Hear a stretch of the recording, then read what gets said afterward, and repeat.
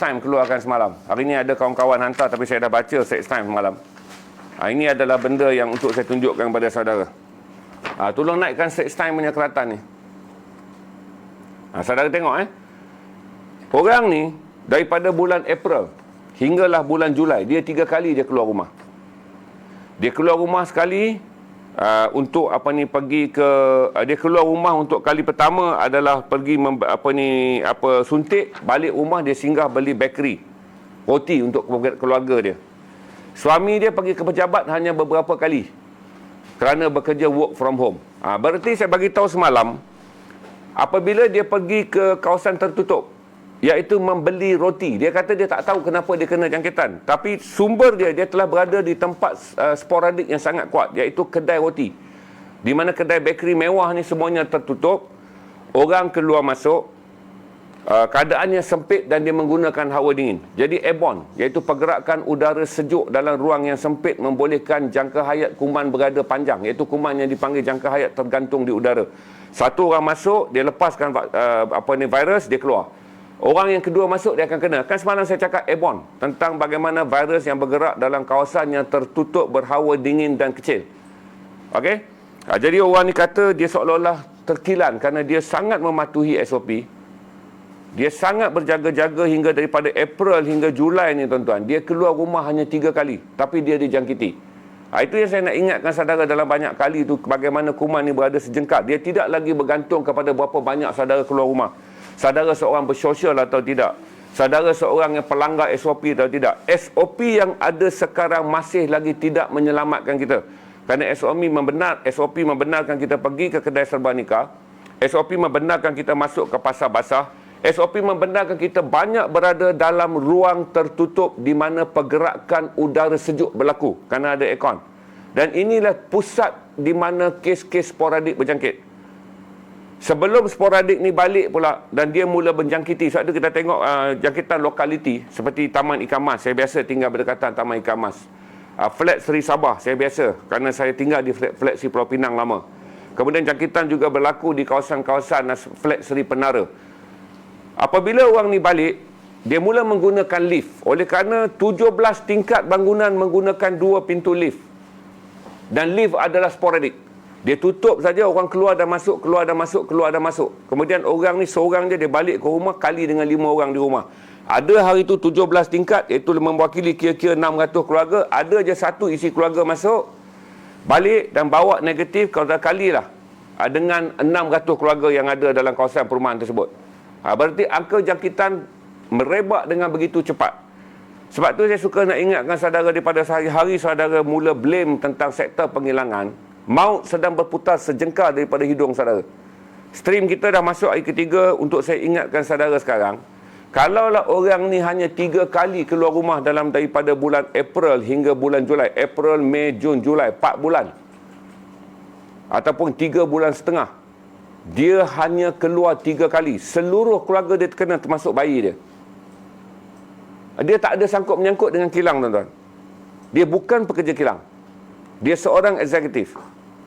Okey, so kalau saudara dah tengok kes ni, saya nak ingatkan pada saudara bahawa bagaimana walaupun kerajaan membenarkan saudara pergi apa semua, saya tak beritahu beginilah. Apa yang kerajaan longgarkan adalah yang terbaik untuk kerajaan, tapi belum tentu terbaik untuk kita. Kita terpaksa menggunakan semua potensi yang kerajaan bagi. Tapi pada waktu yang sama, potensi tersebut juga telah menjadi potensi yang boleh memberi bencana. Di mana kita masuk ke kawasan, nanti saudara, jangan marah saya dulu. Jangan marah saya dulu. Nanti saudara tanya nak beli macam mana. Kan semalam saya dah nasihat. Pertama adalah pastikan apabila saudara keluar ke grocery. Grocery ni, tempat sejuk beku ni, potensi kuman jangkit sangat tinggi kerana virus ini bergantung kepada 2 benda, iaitu suhu yang sejuk dan juga udara yang tertutup. Dia lebih lemah. Maksudnya kalau letak 100,000 orang dalam stadium Bukit Jalil, potensi jangkitan lebih rendah berbanding meletak 100 orang dalam sebuah kedai sejuk beku milik rangkaian mana-mana kedai lah. Saudara pergi ni banyak, kalau saya sebut dia marah saya pula ni, company-company yang buka pasar raya. Oleh kerana keadaan pasar raya tertutup dan memiliki cuaca yang sejuk, ancaman kepada 100 orang yang masuk ke pasar sejuk ni lebih rendah daripada ancaman 100,000 orang yang berada di stadium bola. Sebab tu England ketika perlawanan akhir Piala Euro baru ni, dia telah melaksanakan balik undang-undang di mana pelitup muka perlu dipakai dalam train di seluruh London. Kerana London waktu tu mencapai 36,000 kes. Tapi waktu yang sama England membenarkan mereka yang mempunyai 2 suntikan vaksin berada di padang. Kerana mereka mempunyai experience yang cukup, iaitu tak perlu panik pada keadaan yang ramai, tapi berhati-hati pada fakta lapangan. Di mana fakta lapangan menyebut bahawa virus ini sangat aktif apabila berada dalam kawasan sempit berhawa sejuk. Jadi saudara kena faham, kita tak boleh berada dalam mentaliti lama, asal ramai akan ada jangkitan, asal sedikit itu selamat. Berarti saya dan kawan-kawan saya ni berada dalam potensi jangkitan yang tinggi. Saya berpesan juga pada diri saya. Tapi alhamdulillah majoriti kami telah menerima 1 vaksin. Kerana garasi sentiasa ditutup menggunakan penghawa dingin 18 darjah Celsius. Kerana kita jaga kita punya laptop dan kita punya PC yang memerlukan pengsuhuan yang rendah. Kerana kadar penggunaannya sangat ekstrim. Berarti saya telah menyediakan tempat pemeliharaan virus. Ni garasi ni dia boleh jadi pemeliharaan virus. Sebab tu saya tak benar orang COD. Saya dah bagi tahu dah kepada orang-orang yang kita tak kenal, janganlah bagi masuk. Dia anggap kita sombong pun tak apalah. Okey, kita pun nak jaga nyawa dia, kita pun nak jaga nyawa kita dan kita juga nak jaga nyawa dia. Kerana jika seorang masuk saja tuan-tuan, dia membuat 4 atau 5 hembusan oksigen ketika dia penat dan menurunkan ni. Jack, seluar saya dah ada. Jack, saya nak tanya, dia sebut itu saja. Masuk dan kemudian suhu 18 darjah dengan menggunakan 2 blowing aircon, 3 kuasa kuda ni saudara. Dia boleh menyebabkan virus bergerak dengan cepat. Kemudian saya yang duk popet-popet ni tuan-tuan akan menyedut virus dengan lebih banyak. Okey, kalau dia tahap 1 dia balik, okey. Sampai dekat saya tahap 3 masuk tahap 4 kojol. So saya nak ingatkan saudara bahawa tolong faham. Bila disebut 90% kluster adalah datang daripada penghilangan, kiraan itu dibuat di atas jumlah kluster. Dan jumlah kluster tidak mewakili keseluruhan angka jangkitan. Macam saya bagi tahu tadi kan, oleh kerana daripada awal tradisi kementerian, ini orang Kementerian Kesihatan, tolonglah ubah sekejap tradisi kerajaan, keadaan telah berubah. Letakkan di dalam laporan harian juga, selain daripada jumlah kluster, letakkan sporadik. Berapa kes sporadik yang anda tak dapat kenal pasti. Jadi orang nampak 16% kluster, 16 kluster baru menyumbang kepada berapa jangkitan. Kemudian terus je letak sporadik. Tak payah bubuh berapa jenis sporadik, total angka sporadik. Supaya kita boleh membaiki minda salah orang yang sekarang ni duk lihat kepada istilah kluster kilang, hingga mereka tak faham jangkitan sporadik yang berlaku pada masyarakat awam. Okey? Itu saya nak ingatkan saudara tentang ni. Okey? Tentang pemvaksinan, saya update saudara, berlaku rusuhan di Perancis. Tapi rusuhan yang sangat kecil, dan Perdana Menteri Perancis pun Macron tak peduli. Tentang Emmanuel Macron telah mengambil langkah untuk tak peduli. Dia arah polis suruh tangkap je. Kerana Perancis telah memulakan mulai minggu ini, orang yang tidak divaksin tidak boleh hadir di mana-mana tempat orang ramai, termasuk restoran. Jadi pintu restoran di Perancis akan dibuka selepas ini hanya pada mereka yang boleh menunjuk sijil digital telah disuntik 2 kali.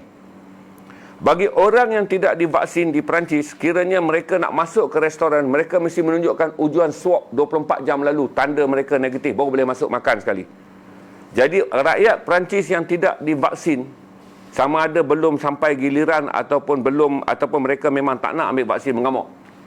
Itu yang saya duk sebut beberapa bulan sudah tu, saya sebut tentang Green Lane. Berarti Green Lane telah diamalkan dan Perancis menjadi negara kedua selepas Amerika. Amerika buat Green Lane dulu, tapi dia panggil Community Green Lane, di mana Amerika tak menguatkuasakannya di tempat-tempat awam.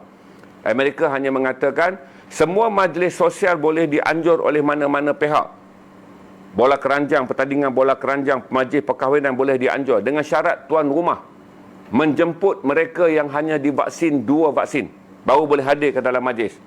Itu Amerika punya cara apabila mereka melaksanakan bagaimana herd community dan kumpulan pemvaksinan boleh berinteraksi. Perancis pula melancarkan lebih ekstrim. Restoran makan, segala tempat yang dia buat macam merokok lah tuan-tuan, senang lah, tak boleh merokok dalam restoran. Sekarang ni orang yang tak divaksin, anda tak boleh masuk ke dalam restoran. Jadi ada orang keluar merusuh hari ini, tetapi Presiden Emmanuel Macron ambil langkah tak peduli dan mengarahkan polis untuk tangkap.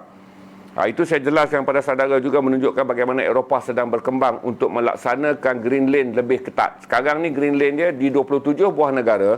Rakyat Eropah daripada 27 buah negara boleh merentas sempadan negara asalkan ketika membeli tiket wayang dan sampai di tempat membeli tiket kapal terbang dan sampai di tempat immigration cross negara tu, Mereka hanya menunjukkan digital certificate bahawa mereka telah divaksin dan mereka menerima vaksin terakhir 14 hari sebelum membuat perjalanan.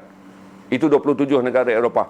Daripada negara yang paling maju iaitu Jerman, Itali dan juga United Kingdom, sampailah negara kesatuan Eropah yang sederhana pencapaian ekonominya, Hungary. Sebab tu saudara tengok perlawanan bola sepak di Hungary memecah rekod sebelum final di Wembley, 67,000 orang hadir. Perlawanan yang kedua terbesar adalah yang berlangsung di Hungary, iaitu perlawanan awal tu 60,000 orang. Kerana Hungary mencapai kadar pemvaksinan lebih daripada mencapai kadar pemvaksinan lebih daripada 60%, di mana 36% menggunakan vaksin Pfizer dan 32% menggunakan Sinovac. Hungary adalah satu-satunya negara Eropah yang menggunakan Sinovac made in China secara meluas. Kerana Hungary nak cepatkan rakyat dia divaksin bagi membolehkan dia kekal sebagai kota tuan rumah Euro, kerana Euro mengambil 11 kota dalam penganjuran dia. Kerana Hungary tak mau hilang hak penganjuran, maka dia vaksin rakyat dia 60% lebih bagi membolehkan dia menjadi antara kota yang selamat bagi menganjurkan Euro 2020 yang ditunda pada 2021. Jadi saya ingatkan saudara untuk faham benda ni.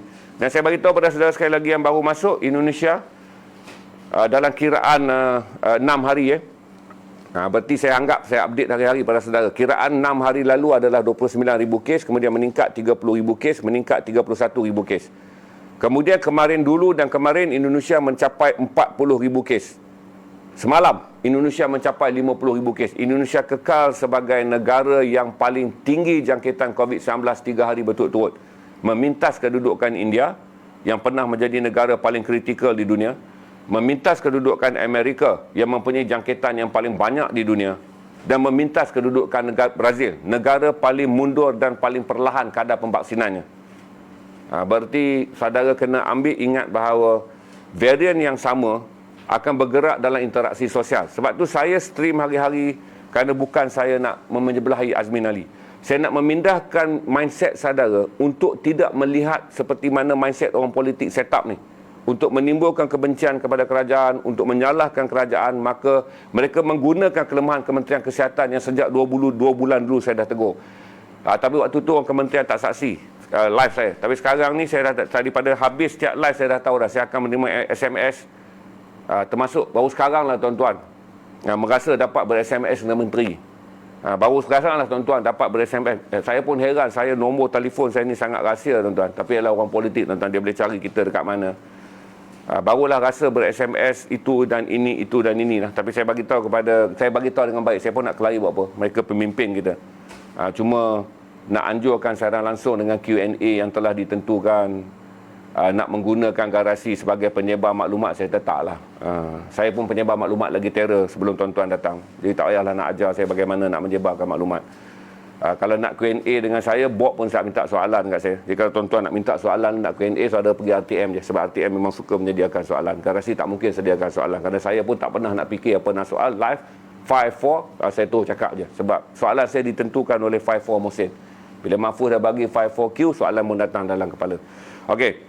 Kepada Kementerian Kesihatan, kalau kita nak betulkan orang ramai untuk kembali berada dalam keadaan memahami bahawa varian Delta ni adalah sejengkal daripada lubang hidung dan berhenti naik status di Facebook dengan beranggapan 13,000 lebih kes yang ada hari ini adalah kes kilang, carta yang dikeluarkan oleh KKM perlu dibetulkan, di mana ia perlu bersikap adil. Kerana dulu kita naikkan kluster kerana memang kita mengalami ancaman yang paling besar adalah kerana sektor penghilangan. Tetapi bila varian Delta datang, perebakannya telah pun menjadi sporadik. Kementerian Kesihatan Malaysia kena bertindak adil kepada rakyat Malaysia untuk menyebarkan maklumat yang boleh memberi manfaat. Dengan memberi detail jumlah jangkitan kluster yang datang daripada sektor yang ditakuti oleh rakyat Malaysia tu, yang saya jamin akan kurang 20% sehari.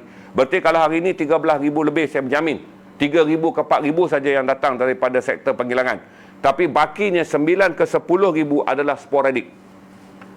Walaupun kementerian mempunyai hak untuk menyembunyikan sumber kluster di bawah akta private, akta privasi, kerana ke dalam Kementerian Kesihatan akta privasi dia tak boleh namakan dengan detail keluarga mana, rumah mana dan orang mana, tapi cukuplah dengan menyebut angka. Sporadik 10,200.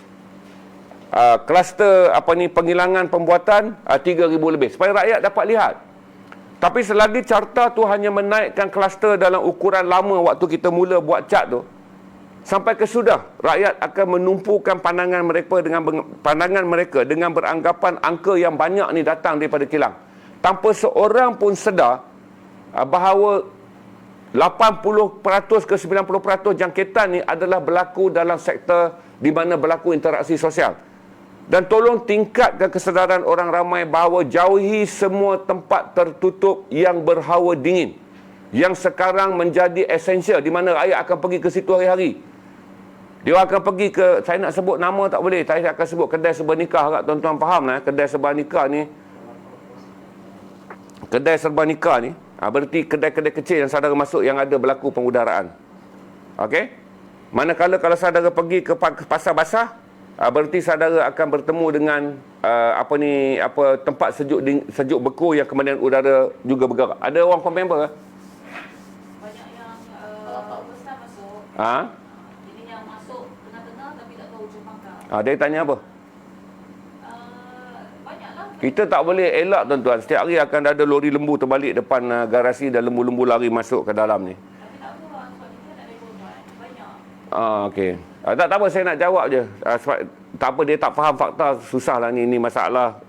Dia tak faham daripada mula. Tengah-tengah, just buat spekulasi sendiri. Tak apa. Saya tak apa. Yang lain kekal je. Kita akan kekal majlis ni sebagai majlis menilai fakta.